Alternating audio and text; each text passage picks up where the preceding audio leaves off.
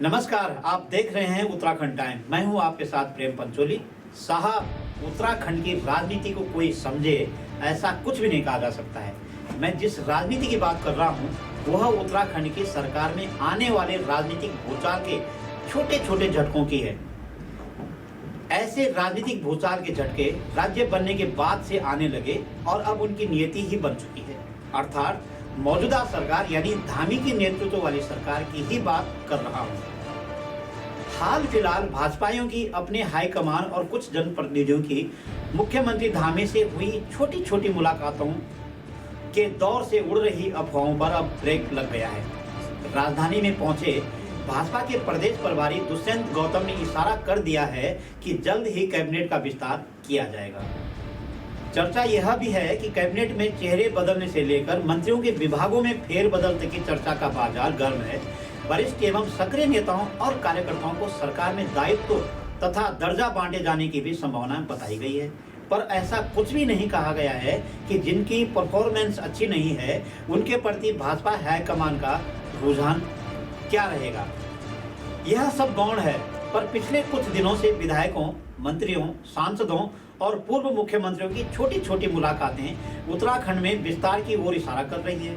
मुख्यमंत्री पुष्कर सिंह धामी के दिल्ली से लौटते ही देहरादून में कैबिनेट विस्तार और दर्जाधारियों की खाली कुर्सियों को भरने की सुगबुगाहट शुरू हो गई है।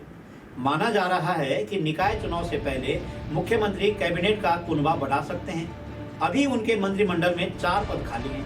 बेशक कैबिनेट मंत्री रहे चंदन रामदास के निधन के बाद से ही कैबिनेट में बदलाव की बातें होती रही है, लेकिन इस बार चर्चाएं काफी तेज है। इसके लिए कुछ प्रमुख मेल मुलाकातों को आधार माना जा रहा है। पहला यह कि धामी सरकार के कुछ मंत्रियों की दिल्ली दौड़, दूसरा संगठन और सरकार में मायने रखने वाले पूर्व मुख्यमंत्रियों और सांसदों की केंद्रीय नेताओं से मुलाकातें, और तीसरा पिछले कुछ दिनों में पार्टी के विधायकों की मुख्यमंत्री धामी से शिष्टाचार भेंट। दिल्ली जाने से पहले मुख्यमंत्री ने जिस तरह से पूर्व कैबिनेट मंत्री मदन कौशिक, अरविंद पांडे, बंशीधर भगत, बिशन सिंह चौफाल के अलावा कई नए और पुराने विधायकों से सिलसिलेवार मुलाकातें की, इनसे भी कैबिनेट विस्तार की अटकलों को बल मिला है। इन अटकलों के बीच यह बात भी काफी स्पष्ट है कि सीएम ने अपनी ओर कैबिनेट विस्तार की संभावना के अभी तक कोई संकेत नहीं दिए हैं। दिल्ली जाने से पहले मुख्यमंत्री धामी से मीडिया कर्मियों ने कैबिनेट विस्तार की संभावनाओं से जुड़ा प्रश्न पूछा भी था, लेकिन वह इसे मुस्कुराकर टाल गए थे।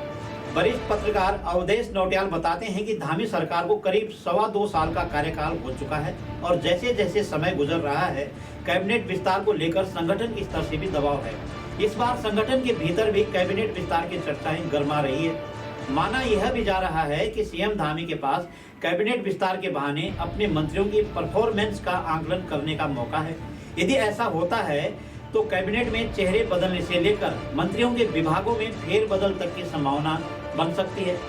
मुख्यमंत्री भी अपने विभागों के बोझ को हल्का कर सकते हैं। इतना ही नहीं, चर्चाएं पार्टी के वरिष्ठ व सक्रिय नेताओं और कार्यकर्ताओं को सरकार में दायित्व और दर्जा बांटे जाने की भी है। खैर, यह तो भाजपा का मसला है, मगर यह मसला राज्य के विकास में भी अड़ंगा डाल सकता है। यदि नहीं तो उत्तर प्रदेश के जमाने की राज्य में बनी हुई 16,000 नहरों में अब तक पानी नहीं पहुंचा है। यही नहीं, संस्कृति विभाग मात्र इवेंट विभाग बनकर रह गया है। ऐसे तमाम विभाग हैं जिनकी गतिविधि सभी के सामने है। आपदा के हालत किसी से छुपे नहीं है, पर सत्ताधारी पार्टी के लोग कभी कुर्सी बदलने की बात करते हैं तो कभी मंत्रिमंडल के विस्तार की बात करते हैं। किसी भी कार्यकर्ता ने ऐसा नहीं कहा कि केदारनाथ में हवाई यात्रा होनी चाहिए कि नहीं। केदारनाथ में ही आपदा का क्या कारण हो सकता है, इसका अध्ययन करवाया जाए। यही नहीं, राज्य में कई विभाग ऐसे हैं जिनमें कई पद राज्य बनने के दौरान से ही खाली हैं। ऐसा भी किसी कार्यकर्ता ने जहमत नहीं उठाई कि संविदा और निविदा पर सरकारी पद क्यों भरे जा रहे हैं। हमारी यह रिपोर्ट आपको कैसे लगी, कमेंट करके जरूर बताइए। अगली कड़ी में राज्य के ऐसे ही किसी मुद्दे पर हम हाजिर होंगे। नमस्कार।